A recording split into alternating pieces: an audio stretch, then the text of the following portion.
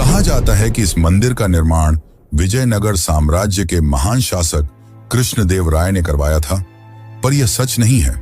इस मंदिर में वेंकटेश्वर भगवान की मूर्ति कहां से आई और इस मंदिर का निर्माण कब और किसने कराया, यह जानने के लिए हमें एक पौराणिक कथा को समझना होगा।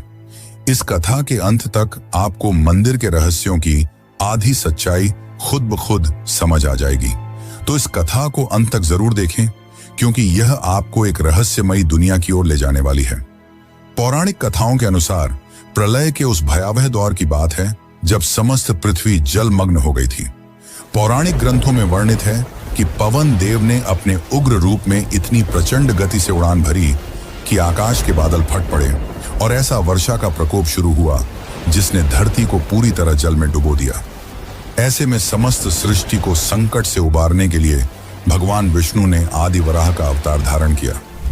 उस दिव्य वराह ने अपने विशाल दांतों से संपूर्ण पृथ्वी को जल के गर्भ से बाहर निकाला और उसे पुनः स्थापित किया। इसके बाद सृष्टि पर पुनः जीवन का निर्माण करने के लिए ब्रह्मा जी ने विष्णु जी से अनुरोध किया कि वे यहीं रुकें, जिसके बाद विष्णु ने अपने वराह रूप को परिवर्तित कर एक नया दिव्य स्वरूप धारण किया। 4 भुजाओं वाला एक तेजस्वी स्वरूप जो साक्षात भगवान विष्णु का ही रूप था। इस स्वरूप में वे भूदेवी के साथ तिरुमला की पहाड़ियों पर निवास करने लगे।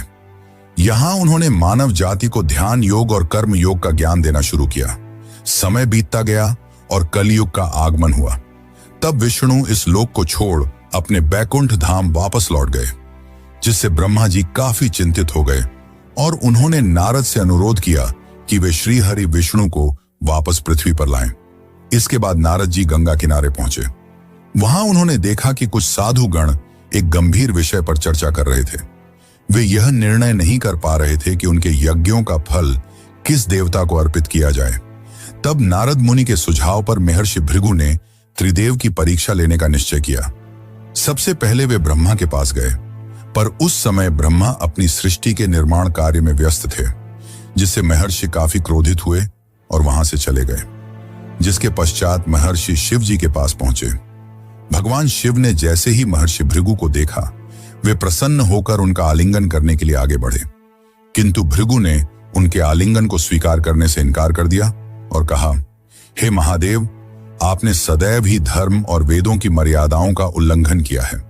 आप दुष्ट राक्षसों और असुरों को ऐसे वरदान देते हैं जिससे संपूर्ण सृष्टि को संकटों का सामना करना पड़ता है। इसीलिए मैं आपका आलिंगन स्वीकार नहीं कर सकता। ये सुनकर शिव क्रोधित हो उठे, किंतु माता पार्वती ने उन्हें शांत कर